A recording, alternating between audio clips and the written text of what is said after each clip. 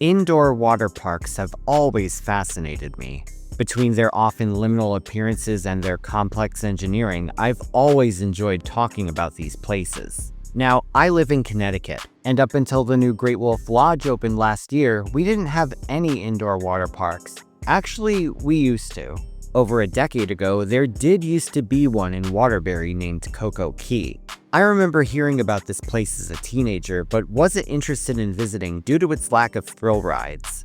I also heard about how dirty it was, but what I didn't know was that this park was just one location in a chain that used to operate across the Midwestern and Northeastern United States. As it turned out, what I heard about the park being dirty was only the tip of the iceberg. And the deeper I went down the Coco Key rabbit hole, the more terrifying things got. But what exactly was so horrifying about a place that just seemed like a standard children's water park? Let's dive into the disgusting history of the Coco Key chain right here on Theme Park Crazy. Coco Key. I went to a place just like the island. Every day is a perfect getaway. There's lots of fun. Just come with me to discover the world of Coco Key. Family fun for everyone. Coco Key Water Resorts. Coco Key Water Resort. In 2006, the Coco Key Water Resorts chain made its debut. This was during the height of the mid-2000s real estate boom and the U.S. housing bubble. The resorts were developed through a partnership with Wisconsin-based Wave Development and Denver-based Sage Hospitality, as well as other collaborators. Though the U.S. already had the popular Great Wolf Lodge and Kalahari resorts, the Coco Key chain aimed to cater to a different audience. According to an article by Aquatics International, in contrast to Great Wolf or Kalahari, which offer elaborate, all-encompassing water park resort experiences for hotel guests only, Coco Key was designed as a more flexible and more modestly priced alternative to those powerhouses. Guests could stay at the hotel, visit the water park for the day as a family outing, or combine the two. One major thing Coco Key did differently was how it incorporated the hotel aspect. Rather than a consistently themed all-inclusive resort like with Great Wolf Lodge or Kalahari, Coco Key's developers sought to renovate existing struggling hotels by turning them into water park resorts. The water parks were all essentially boxes bolted onto the existing standard hotels. On paper, Sage's method seemed like an efficient way to build water park resorts super fast and super cheap. Plus, while the hotels would attract the usual business travel clients during the weekdays, the new water parks would increase revenue during the weekends with families visiting. In other words, the Coco Key locations were the water park equivalent of a mullet. Business in the front, party in the back. Between 2006 and 2008, 10 Coco Key locations would open across the US at existing hotels. In 2006, the first locations opened in Arlington Heights, Illinois and Newark, Ohio. In 2007, more locations would open in Rockford, Illinois, Danvers, Massachusetts, Omaha, Nebraska, and Sharonville, Ohio. Finally, 2008 would see locations open in Kansas City, Missouri, Waterbury, Connecticut, Mount Laurel, New Jersey, and Fitchburg, Massachusetts. The branding of the hotels was different depending on the location. The brands ranged from Best Westerns to Holiday Inns to Sheratons. For the most part, though, the water parks had the same aesthetics. Inside, the indoor spaces were heavily themed to 1930s Key West, Florida. The goal was to create a casual, tropical environment, which was achieved by decorating the parks with fake palm trees, brightly colored beach house facades, detailed murals on the walls, and nautical theming throughout. The centerpiece of the park was Parrot's Perch, a large, interactive water playground designed for younger children. It featured small slides, water cannons, a zero-depth entry area, and a large bucket that would gradually fill up before dumping hundreds of gallons of water every few minutes. The Coconut Grove Adventure River was the park's lazy river. Here, guests could drift through a channel with several water features along the way. Moreover, the park offered larger water slides for older children as well. These were named Shark Slam, Barracuda Blast, Gator Gush, and Pelican Plunge. These were the slides you would see sticking out of the building from the outside. Some locations had 3 of these slides, while others had all 4. It really depended on where you were. For the parents, there was Palm Grotto, which consisted of large hot tubs for relaxing in. There was also an outdoor hot tub that could be accessed via a swim-through passage. One of the more unique features was the Dip-In Theater. Here, visitors could watch movies projected onto a large mock sail while floating in inner tubes. The Coral Reef Cavern served as the park's activity pool. It included nautical-themed lily pads to cross, as well as water basketball hoops and colorful underwater-themed scenery. Attached to the park was a large arcade too, with a variety of games and other activities to choose from. As for dining, each location had an A&W and a Pizza Hut Express, as well as the Wet Rooster Bar. This was pretty much one synonym away from being the most explicit snack bar name of all time. As good as it seemed on paper, things would start to fall apart just 2 years after the chain's debut. In 2008, the Great Recession caused immense damage to the tourism and hospitality industries. Although the Great Wolf Lodge managed to hold its own with only a 5% decrease in attendance, the CoCo Key Resorts were reportedly hit the hardest. At first, you might assume that a lower cost and more local water park would thrive during such a time. Even before the recession, though, there was a major flaw with the business model. According to In-Park magazine, the CoCo Key properties struggled because they were trying to serve two very different markets at once. However, the properties never fully committed to either identity. Unlike the Great Wolf Lodge, the hotels themselves lacked an immersive theme. The rooms were bland and unexciting because they were meant for business travelers, not family vacationers. And it's not like tired business travelers want children running up and down the halls while they're trying to sleep. In summary, operating both a business hotel and a water park while also paying for franchise branding created extremely high operational costs. The water parks themselves received criticism for being overly value-engineered. Guests generally viewed them as less impressive experiences than competing indoor water parks. Many of the hotels had already been underperforming before the water parks were added, and low weekday occupancy made the whole thing seem like a pretty crappy idea. When the recession hit, these weaknesses became impossible to ignore. Sage Hospitality ultimately exited the indoor water park business altogether, auctioning 11 of its CoCo Key properties to various owners at astonishingly low prices. This included 2 hotels that were connected to the same water park in Sharonville, Ohio. The Arlington Heights location sold for just $7.7 million, which worked out to less than $18,000 per room. This does sound like a lot, but around the same time, Sage sold a JW Marriott, which didn't have an indoor water park, for about $370,000 a room, which, unless you live in another dimension, is way more than $18,000. The Newark, Ohio location sold for just $5 million, despite being recently appraised at $36 million just months earlier. The dramatic discounts led In-Park magazine to conclude that, in many cases, adding the water parks actually decreased the value of the properties. For the most part, the properties were sold off to independent LLCs and private owners. It was honestly pretty hard to keep track of them. Despite the properties changing hands though, the CoCo Key brand itself survived. But regardless of who owned each property, they all went to hell, at least according to their average reviews. One could easily argue that the real estate companies that bought these properties at a discount did not have the funds necessary to run an indoor water park. This discount chain of indoor water parks would have severe health concerns over the years. These health issues first got attention in 2008 before the sell-off even took place. According to an article from the Boston Herald, the Massachusetts Department of Public Health ordered the Danvers location to shut down after several families reported that their children suffered chemical burns. These burns were believed to be caused by excessive chlorine levels in the water. Now you might think high chlorine levels simply means that the park used too much pool cleaner, but the truth is much more disturbing. You see, there's a difference between free chlorine and combined chlorine. When chlorine is added to pool water, it first exists as free chlorine.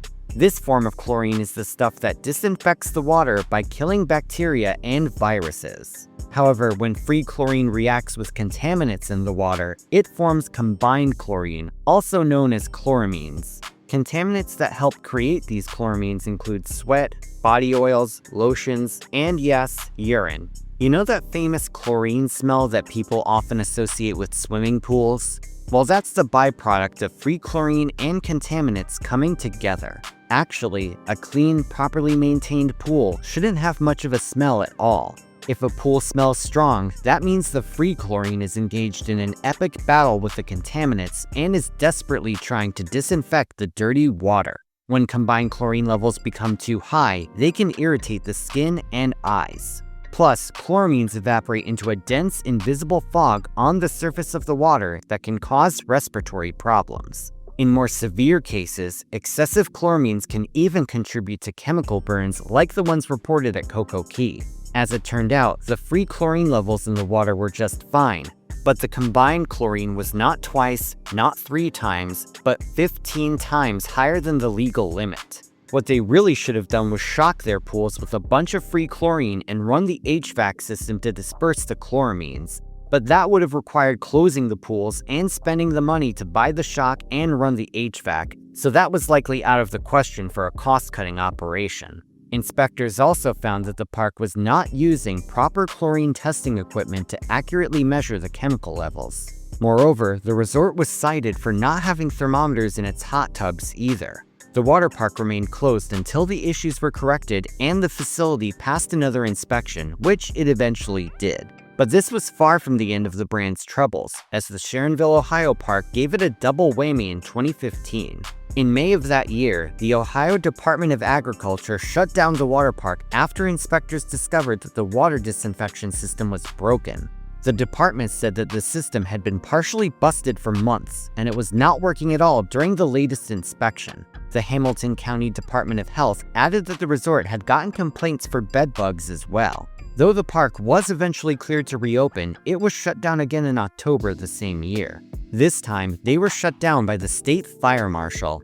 This was because, and you're going to want to sit down for this, both the sprinkler system and the fire alarm system were non-functioning. Even the emergency exit pathways were considered unsafe, blocked, or not properly maintained. In other words, if a fire were to happen here, there's a good chance you'd be hearing about this place on Fascinating Horror instead of Theme Park Crazy. Local news station WCPO of Cincinnati went to investigate the story and actually managed to track down the owner of the LLC that ran the property. When asked to give a story about what happened with the fire marshal, owner Kumar Vemulapalli stated, quote, "The fire marshals came, and I don't know anything about it, so talk to the fire marshal." Vemulapalli claimed that he had no idea the fire system wasn't working, explaining, "I thought it was working until they came in and said it wasn't working. I didn't have a clue." When asked about the water park's closure in May, he said, the water was, I don't know, you'll have to talk to the Department of Agriculture about why they closed it." Apparently, another one of Vemulapalli's properties, the Travelodge in Sharonville, was shut down by the fire marshal too. Not long after this, a new management team was brought in and the property reopened as Splash Cincinnati, but it was soon permanently shut down by the health department in July 2018. This whole situation really showed how the companies who bought these properties at big discounts didn't have anything close to the funds or experience needed to run them. This theme continued in 2015 at Rockford, Illinois' Clock Tower Resort. This CoCo Key location got flat out condemned. According to the Rockford Register-Star, the water park had received numerous complaints of unsafe and unsanitary conditions for over a year. Between March 2014 and April 2015, the health department inspected CoCo Key 18 times. 6 of them were results of complaints from customers, and 12 were follow-ups. These investigations revealed perhaps the most horrifying water park of the entire chain. According to inspectors, the chlorine levels were all over the place. Some pools had way too much chlorine, while others had so little chlorine it couldn't even be measured. In other words, it seemed like they were haphazardly dumping chlorine into the pools in one spot and hoping for the best. All the while, the non-chlorinated parts could have easily become a petri dish for various bacteria and pathogens. According to legend, there was also a bacteria outbreak here, though I haven't been able to confirm it. What was confirmed, though, were other findings. The pH levels were improper, there was no certified pool operator, the pool decks were filthy, the suction gauge on the lazy river's pump was broken, which likely meant that if someone's hair got caught in there would be no automatic shutdown. The paint was peeling off the floor, the pipes were leaking, and there was sediment on the bottom of the pools with unspecified floating matter on top. I don't know what that floating matter was, but it sure as hell wasn't cold foam.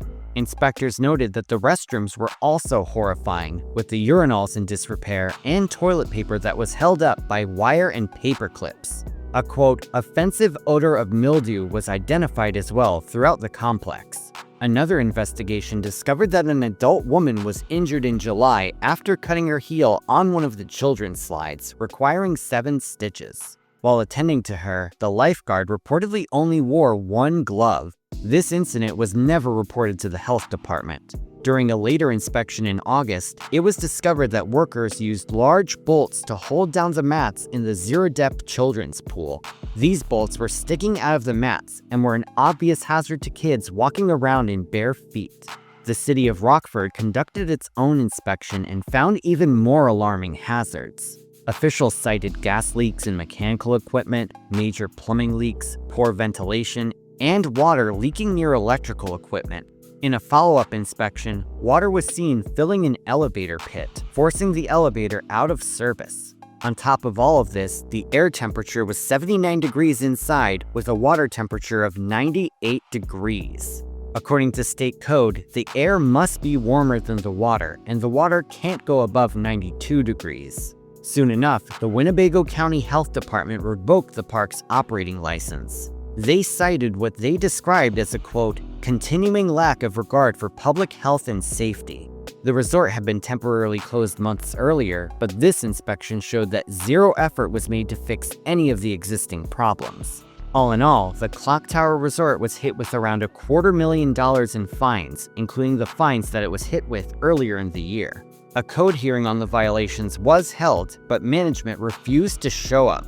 The resort never reopened, and most of it was swiftly demolished, though the water park sat abandoned for years.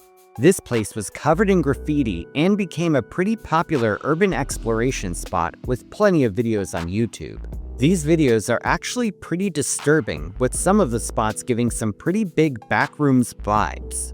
And just look at the amount of stuff that was left behind. It's as if the property was shut down and abandoned in the middle of an operating day. You can see binders, swimsuits, expired food, soda cans, and even the computer system was left on in a state of limbo. Some truly terrifying stuff. The cash registers and vaults, meanwhile, are totally empty, so it's quite possible that the owners pulled a Steve Miller Band and decided to take the money and run. Eventually, the whole space was bulldozed to make room for a new Hard Rock casino. Now, let's turn our attention to the Omaha location. This spot, which was part of the Holiday Inn Omaha Convention Center, was also shut down by the health department in 2021, but not before another high-profile case of failing a health inspection in 2018. According to the Douglas County Health Department, serious issues were found during a July 6th inspection. Like the Rockford location, sediment was found on the bottom of the pool, this time identified as silica sand from the filtration system. In addition, some of the pool lights were not working, and both the pool decks and the steps outside the locker rooms were filthy. Some of the flow meters weren't working, baking soda was stored on the floor, the bottom of the lazy river had loose chunks of concrete and rough areas that needed to be resurfaced. There was dirt, debris, and a scum line in the outdoor spa. The signage needed replacing, and perhaps most damning of all, the pool manager couldn't find the certifications for the park's lifeguards. Needless to say, the resort was shut down as a result of these violations. Resort General Manager Mario Mandolfo would claim to KMTV3 that he didn't have the money needed to pay for the repairs. Mandolfo admitted, "We've tried to repair things and we used a band-aid instead of repairing things." However, he denied that the lifeguards working for him were uncertified, saying, "They said we didn't have the lifeguard certificates. We had them, they were in my office, they just weren't in the office of the water park." Overall, Mandolfo said, "I guess the blame would fall on me. Maybe I didn't do the job I was expected to do." Interestingly enough, one comment on the news story refuted the certification claims. User GIDD504 said, I worked there. I was head lifeguard. They are terrible owners. None of our other lifeguards were certified except me. I always asked to drain the park and do a cleaning, and they always said no. Every single lifeguard was high smoking weed. I had a lifeguard come in drunk and drop a 3-foot pole from the top slides once. I left because of the liability. Glad I got out before this stuff happened. If you go there, don't expect the lifeguards to save you. None of them were actual lifeguards, just high school kids high out their minds. By the way, TripAdvisor user Kirk H. revealed that the hotel had mold on its walls. Fellow user Travel Infam SD showed mold on the ceiling as well. A post on the Omaha subreddit went into even more horror stories about this location. Beats Mike said, "This place has been a disgusting death trap for years. I used to deliver food and was sent to this hotel occasionally. Even the rooms were awful, smelled like mold, mildew, and dust." Deleted says, "Last time I was there, I found poop in the pool at the end of the slides." On a related note, there was this scathing review by Carol H. from the Kansas City location. "The water is unsanitary. Poop and vomit in the pool. When we told someone about it, they took the poop and vomit out, but let people continue to swim in it." Despite being able to reopen in 2018 and surviving the COVID-19 pandemic, this resort was shut down yet again in 2021. That year, a guest attending a children's birthday party was appalled at the cloudiness of the water and the unsanitary conditions of the park. She contacted the health department, who conducted another inspection before shutting down the park. In an article about the closure, local news outlet WOWT revealed that in 2012, a hazmat team had to be called in due to a chlorine gas leak. Yes, another potential fascinating horror episode that was thankfully averted. As it turned out, the Omaha property was purchased by an outside developer for $6.3 million just 2 months before it was shut down. Apparently, the park previously announced it would close in July, but was shut down prematurely. Of course, the location has since been torn down and replaced with an apartment complex. But what about the other CoCo Key locations? Well, although they didn't get as much infamy as the ones we just discussed, they didn't exactly have a great reputation. Take, for example, the one in Waterbury, Connecticut, around my neck of the woods. This was part of the now-defunct Holiday Inn Waterbury.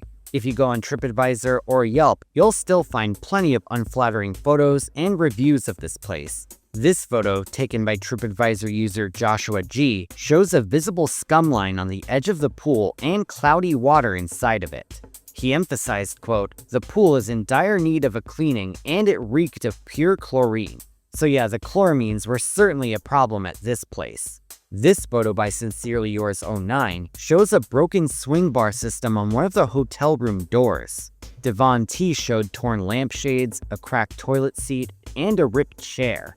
Carol R posted a photo of what appears to be mold growing on one of the outlets. She also said that the bathroom mirror was discolored and almost threw up from the smell in a drawer. Over on Yelp, things didn't get much better, and the resort sat with a dismal 1.6 out of 5-star rating. Ed M showed the hotel floor was covered in garbage, and Extremely D shared a picture of what appeared to be blood on a bathroom wall. Of course, it could have been rusty water or something, but this is a flat-out disturbing thing to see.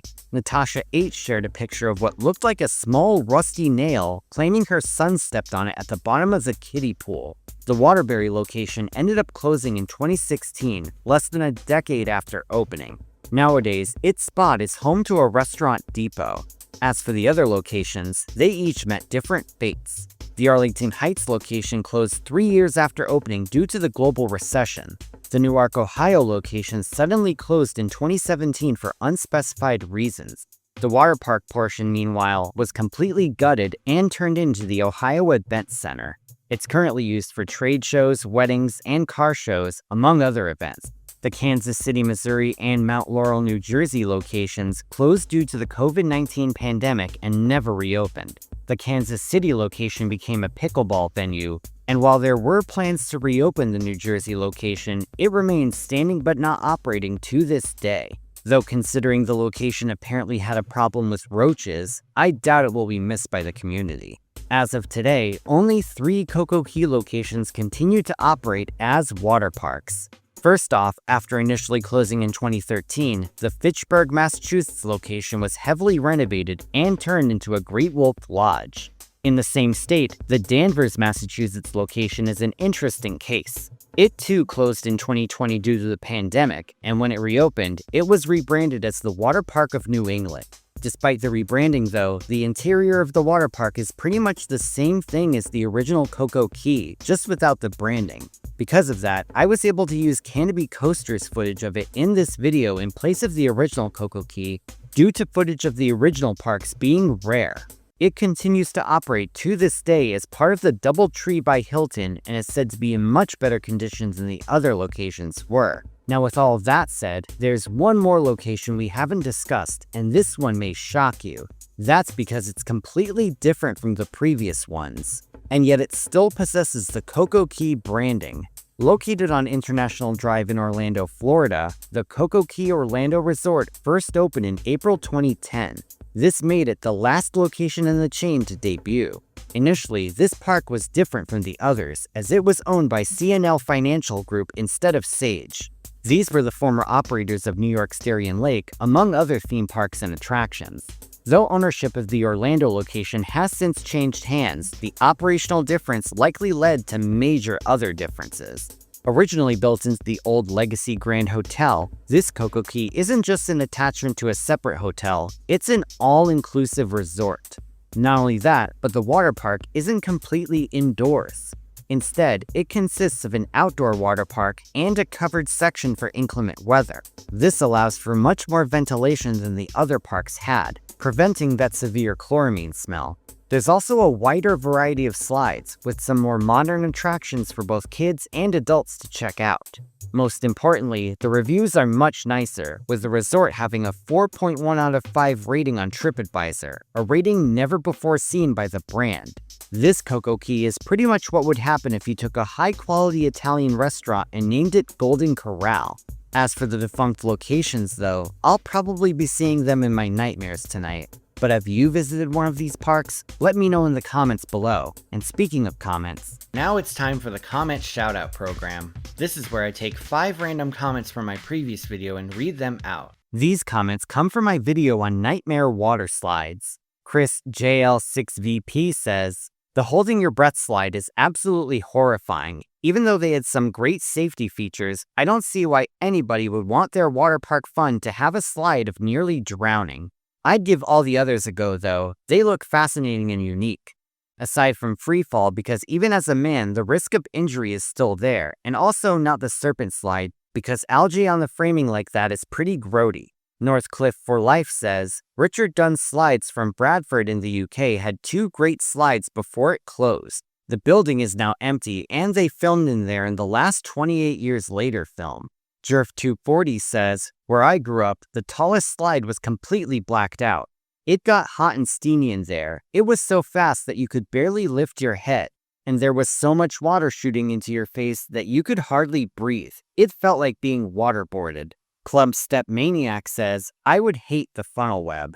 And Ruth Okeaba says, "Flyover, the last slide, would be the scariest for me." If you want to see your words in my next video, leave a comment down below and it may be selected. Please note though that inflammatory or spam comments will not be read. Feel free to check out my Patreon in the description for exclusive archived video content. Thanks for watching everyone. Feel free to like, share, and subscribe. You can follow me on social media on Instagram and Facebook, or you can check out my website at themeparkcrazy.com. And I'm on TikTok. This is Theme Park Crazy, and I'll see you all next time.